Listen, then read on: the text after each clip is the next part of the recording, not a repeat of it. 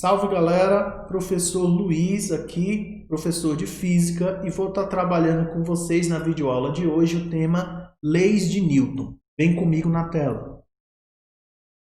Então, Newton ele formulou para a gente três leis. A primeira lei ela é conhecida como Lei da Inércia. O que a lei vai dizer para a gente? Um corpo em repouso tende a ficar em repouso, e um corpo em movimento retilíneo uniforme tende a ficar em movimento retilíneo uniforme. Professor, o que isso significa? Né? Significa que os corpos eles têm uma tendência natural ou de permanecer em equilíbrio, né, no caso de repouso, ou de permanecer em movimento. O que é um movimento retilíneo uniforme, galera? Isso é um movimento que possui velocidade constante, ou seja, uma velocidade que não muda. Se eu tenho, por exemplo, uma velocidade de 2 metros por segundo, essa velocidade continua igual indefinidamente, tá? Não muda. Um exemplo legal aqui é quando a pessoa está dentro do ônibus. Se o ônibus acelera, né, o que vai acontecer aqui com a pessoa? Ela está em repouso com relação ao chão do ônibus, ela vai querer permanecer em repouso. Ou seja, o ônibus vai arremessar as pessoas aqui para trás, tá? Se o ônibus freasse de uma vez, né? O ônibus freou de uma vez, ela ia querer continuar em movimento. Então, elas iriam ser arremessadas para frente no caso de freagem do ônibus. Essa é a ideia da inércia, tá? Mesmo que você não soubesse o que era, todo mundo já viu ela em algum momento. Beleza? Então, segunda lei. Segunda lei é conhecido como princípio fundamental da dinâmica. Essa lei ela costuma ser traduzida nessa equação aqui, ó, FR igual a MA, ou também conhecido como a força é má. Né? O que isso significa? A força resultante ela é igual a massa vezes a aceleração. Então, quando eu aplico uma ou mais forças em um corpo ou objeto de massa m, eu vou produzir nesse corpo uma aceleração. É isso que essa equação significa, tá? Então, m de massa, a de aceleração, Fr de força resultante. As unidades. Unidade de força, galera, qualquer força sempre vai ser em newtons. Unidade de massa é o kg, quilograma. E unidade de aceleração é o metro por segundo ao quadrado. Beleza? Então, quando eu aplico uma força em um objeto, né, eu vou fazer esse objeto acelerar. É lógico que vai depender de vários fatores. Né? Por exemplo, eu não posso dizer que eu vou aplicar uma força num caminhão de 50 toneladas e esse caminhão vai se mexer. Essa força precisa ser suficiente para mexer. É o que a gente diz que a força resultante ela tem que ser diferente de zero. Okay? Já a gente vai fazer um exemplo, vocês vão entender um pouquinho melhor. Então, aqui umas figuras para ilustrar um pouquinho, né, o que eu falei. Na primeira figura, eu tenho aqui a mãe e o filho, né, empurrando o carro onde o pai está ali dentro dormindo. Então, eles estão exercendo uma força sobre o veículo parado, então vão acelerar o veículo. Beleza? E no brinquedo aqui, ele está rodando e está girando aqui as pessoas que estão sentadas nesses bancos. Então, nos dois casos, eu tenho uma aplicação de forças, e essa força está sendo transformada em aceleração. No caso do segundo exemplo aqui, como está girando, né, seria a aceleração conhecida como centrípeta, né, que aponta para o centro aí da curva e muda a direção a cada instante. Beleza? Então vamos para a próxima lei de Newton. A terceira lei de Newton é conhecida como a lei da ação e reação. Então, ela pode ser enunciada de várias maneiras. Eu vou ler aqui para você uma das maneiras que eu acho mais legal de entender. Bora lá. Em corpos diferentes, a toda força de ação corresponde uma força de reação de mesma direção e sentido oposto. O que isso significa, galera? Significa que quando eu tiver dois corpos ou dois objetos, se um corpo faz força no outro, o outro corpo vai fazer uma força no primeiro, com a mesma direção, porém com sentido oposto. Então, por exemplo, por que quando você dá, por exemplo, um murro na parede, né, dói a mão? Porque a mesma força que você exerce na parede, a parede está exercendo em você. Tá? Então, seria a reação da parede. Um exemplo legal aqui, a raquete. Ó. O tenista pegou a raquete e bateu na bolinha de tênis. O que vai acontecer? Ó? Com a mesma força que ele bater com a raquete na bola, a bola vai bater na raquete. Força de reação, né? Então, tem uma ação e eu tenho uma reação. Vamos para mais alguns exemplos. Ó. Um canhão disparando aqui. Ó. Vou chamar a bala de canhão aqui nesse caso. Ó, canhão de corpo A bala de canhão de corpo B. Então, o canhão atirou a bala. O que vai acontecer? A bala vai sair em movimento e, como reação, o canhão vai ir para trás, né? Costumam ser chamados aqui de coice, né? Então, a força de ação igual à força de reação. Se eu tenho um míssil aqui, por exemplo, ó, o míssil está se locomovendo, o combustível queimando aqui, eu vou dizer que é a força de ação, e o movimento do míssil eu vou dizer que é a força de reação. Último exemplo aqui para ver se ficou claro, ó. Se eu tenho dois patinadores, A e B, e eles estão parados no centro de uma pista de patinação, se o patinador A exercer uma força sobre o patinador B, o que vai acontecer, galera? Olha só, se o A exercer uma força em B, por reação, B vai exercer uma força em A, de mesma intensidade, porém de sentido oposto. Ou seja, em outras palavras, ó, um vai empurrar o outro e os dois vão entrar em movimento. Beleza? Então vamos lá, vou falar para vocês aqui rapidinho dos tipos de força.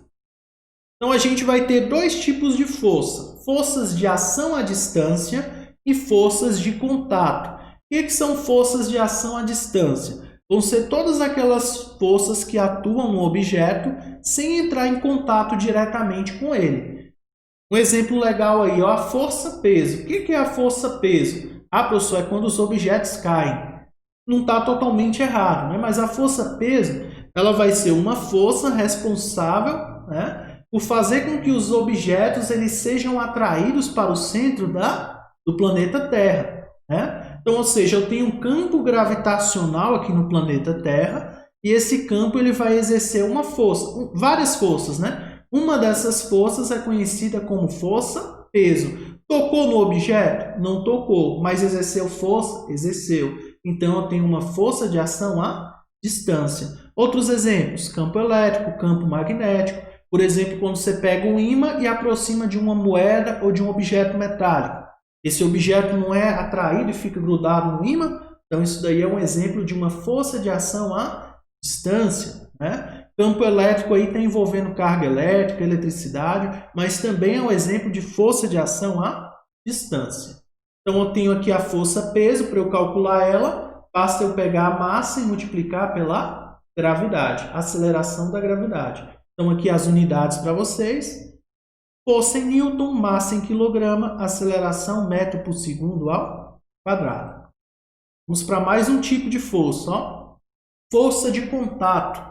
Então, como o próprio nome já sugere para nós, vão ser aquelas forças que vão atuar quando o corpo entra em contato direto.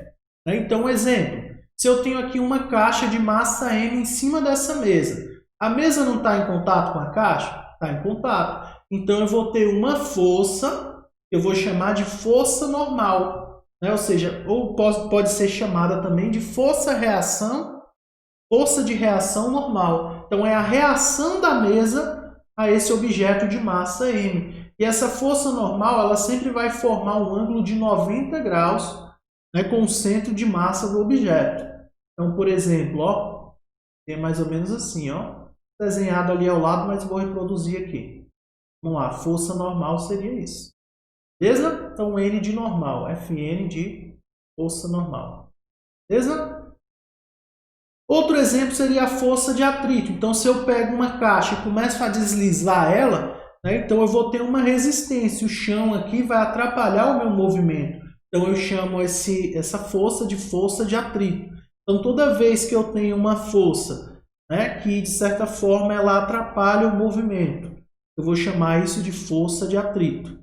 Beleza? Então, um exemplo legal de força de atrito é, por exemplo, quando você aciona o freio de uma bicicleta, de um carro, de uma moto, né, de um veículo em movimento, ou mesmo quando você caminha. Quando você dá um passo ali, né, o seu tênis, a sua sandália, o seu pé descalço, vai fazer uma força de atrito no chão e vai fazer você caminhar para frente. Ah, professor, se eu estiver caminhando para trás, aí o atrito vai ser responsável por isso da mesma maneira, só vai mudar o sentido.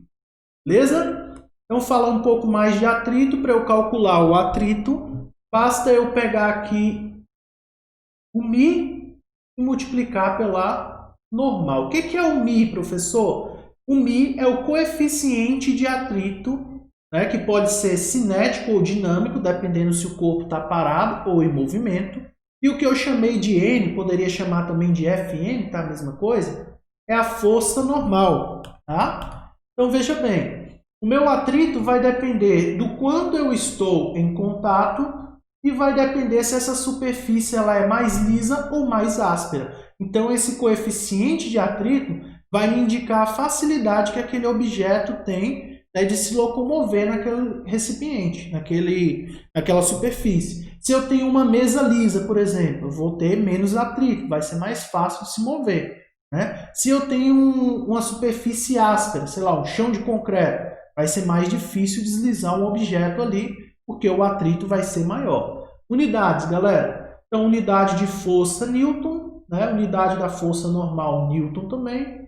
E unidade do coeficiente de atrito, galera. Se eu pego uma força e divido por outra, ó, se eu fosse isolar na equação μ aqui, ó, ficaria o Fat, a força de atrito, dividido pela força normal, que eu chamei ali só de N, mas eu poderia chamar de Fn.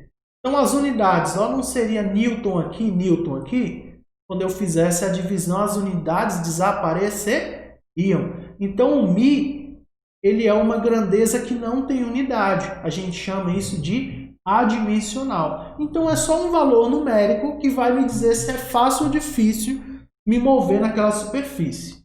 Beleza? Então, vamos lá, galera. Outra força importante aí é a força elástica. O que é a força elástica, professor? É o quanto eu deformo a mola, né, a elongação da mola, multiplicado pela constante da mola. Então, o ΔX vai ser a elongação da mola e o K vai ser a constante da mola. Por exemplo, um amortecedor de um carro, ele é diferente do amortecedor de bicicleta? Com certeza é, né? São veículos diferentes, massas diferentes. Então, o K aqui, a mola, né, vai ser diferente nos dois casos. Isso aqui é conhecido como lei de Hooke. Tá? Então, quanto mais eu elongo a mola, né, mais força elétrica eu tenho. Esse K aqui é uma constante de proporcionalidade, que a gente vai chamar de constante da mola. O ΔX, elongação da mola ou deformação, é a mesma coisa também. Tá? Beleza, galera? Opa, aqui esquece o atrito, tá? E é elástica. Certo? Ok. Então, para a gente encerrar aqui, eu quero resolver com vocês um breve exemplo. Vamos lá. Ó. A figura representa um livro de massa 3 kg que encontra-se em equilíbrio. Adotando-se G igual a 10 metros por segundo, faça o que se pede. Item A. Identifique as forças que atuam no corpo. Beleza? Então, olha só. Vamos aqui comigo, galera. Primeira coisa aqui, ó. Vamos recolher as informações do exercício? Vamos recolher as informações do exercício? Então, eu tenho uma massa e eu tenho a aceleração da gravidade. A massa, ele disse que é 3 kg e a aceleração considerar igual a 10. Beleza? No item A, o que ele quer que eu faça? Identifique a aceleração, identifique as forças que estão atuando no corpo, né? Galera, ele diz no enunciado que o corpo está em equilíbrio. O que isso significa? Se está em equilíbrio, eu tenho duas conclusões possíveis. Ou ele está em repouso ou está em movimento retilíneo uniforme. Pela foto aqui você consegue ver que o livro está parado em cima da mesa. Então ele está em repouso. Quais são as forças que atuam nesse livro? A gente tem a força de reação aqui normal. Está apontando aqui nesse caso vertical para cima. Né? E a gente tem a força aqui de ação à distância, peso, né? Está apontando para baixo. Então, quais são as duas forças que estão atuando nesse corpo? Peso e normal. Tem outras? Por enquanto ainda não, porque ele diz que o corpo está em repouso. Eu posso também dizer da seguinte maneira, ó, a força resultante igual a zero. Então esse é o item A, ó, desenhar essas duas setinhas aí para indicar a direção das forças. Vamos ver o que ele pede no item B? Determine as forças peso e normal. Galera, como que eu calculo a força peso? A gente viu um slide aí atrás. O peso é igual a massa multiplicado pela gravidade. Então eu tenho a massa e a gravidade? Tenho, não tenho? Vou acelerar um pouquinho e fazer mais rápido aqui com vocês. Ó, massa 3, gravidade 10. Quanto que é 3 vezes 10? 30. Então meu peso vai ser quanto, galera? 30 newtons. O que vai ser a minha normal, galera? Se as forças estão em equilíbrio, a resultante é igual a zero, as forças estão em equilíbrio, olha só, a mesma força que eu tenho para baixo, eu tenho que ter para cima. Então, a minha força normal aqui vai ser quanto, galera? Vai ser igual ao peso, ou seja, 30 newtons. Ficou clara a ideia, pessoal? Vamos lá, último item aí, item C. Vê o que ele pede? Qual a força de atrito cinético caso seja exercida uma força horizontal de 100 newtons para a direita? Então, vamos entender aqui, ó, galera. Vamos lá, ó. Então, se eu pegar aqui e exercer uma força horizontal para a direita de 100 newtons, vai surgir um FAT aqui, né? Uma força de atrito. Ele pede para eu calcular o quê? Vamos ver ali, ó. Qual a força de atrito cinético? Então, vamos lá, galera. Como é que eu faço isso? Ó? Da seguinte maneira. A minha força de atrito aqui, né, ela vai ser o quê, galera? Ela vai ser o coeficiente de atrito multiplicado pela normal. Eu tenho uma força normal? Tenho, não tenho? Vale 30. Então, o meu FAT vai ser coeficiente de atrito vezes 30. Só que observando aqui, ó, eu tenho uma força de 100 newtons, eu não sei se essa força vai ser capaz de mover esse objeto, né? Então, se ela for capaz de mover esse objeto, vai chegar uma hora que ele vai cair da mesa, certo? Então, acompanhe comigo o raciocínio aí, ó. Vamos lá, então essa força da direita aí de 100 newtons,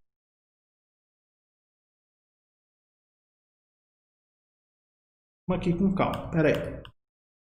Então, olha só, eu tenho aqui essa força de 100 newtons e essa de atrito. Então, vai ficar, vou considerar que ela é maior, tá? 100 menos o FAT, que é μ vezes 30. Isso aqui vai ter que ser igual a massa vezes a aceleração. Beleza? Galera, veja bem, por que isso, professor? Lembra que a força resultante é igual a massa vezes a aceleração? Estão lembrados? Então, a força resultante vai ser o quê? A força da direita, subtrai a força que está ajudando o livro a se mover, tirando a força que está atrapalhando. Então, 100 menos μ0 sobre 30 igual a m sobre a. Então, veja bem, galera. Então, vai ficar 100 menos μ vezes 30 igual. A massa eu tenho? Tenho, 3 kg. E a aceleração eu tenho? Não. Então, galera, isso aqui foi apenas para exemplificar para vocês a aplicação. Para eu terminar esse exercício aqui, né, eu precisaria de mais informações. Nesse caso aqui, foi apenas um teste para mostrar para vocês o seguinte. Quando eu falo de força de atrito, eu preciso analisar se essa força ela é suficiente para mover o objeto, né? Se eu aplicar uma força num objeto que tem uma massa muito grande, provavelmente eu não vou ser capaz de mover esse objeto, por exemplo, um caminhão, como eu já tinha dito anteriormente no vídeo. Mas se eu pegar essa mesma força e aplicar, por exemplo, numa cadeira, eu certamente vou conseguir mover a cadeira, né? Ou seja, a minha força vai ser maior que a força de atrito. Beleza, galerinha? Espero que tenha ficado claro aí para vocês, tá? Para terminar esse exercício, a gente precisaria de um valor aqui de μ e de um valor da aceleração, beleza? Então, se o exercício tivesse dito, por exemplo, que o μ ele vale 0,5, eu viria aqui e substituiria o 0,5 e acharia a aceleração. Ou, como ele está querendo FAT direto, eu pegaria o 0,5 aqui e multiplicaria pela força normal, que é 30. 30 vezes 0,5 dá 15. Tá? Então, seria uma forma de resolver aí o exercício. Propositalmente, eu coloquei essa questão um pouco mais elaborada no item C, tá? Mas espero que tenha ficado claro aqui, principalmente a parte de identificar as forças. Ok? Obrigado. Qualquer dúvida, estou à disposição. Valeu, galera!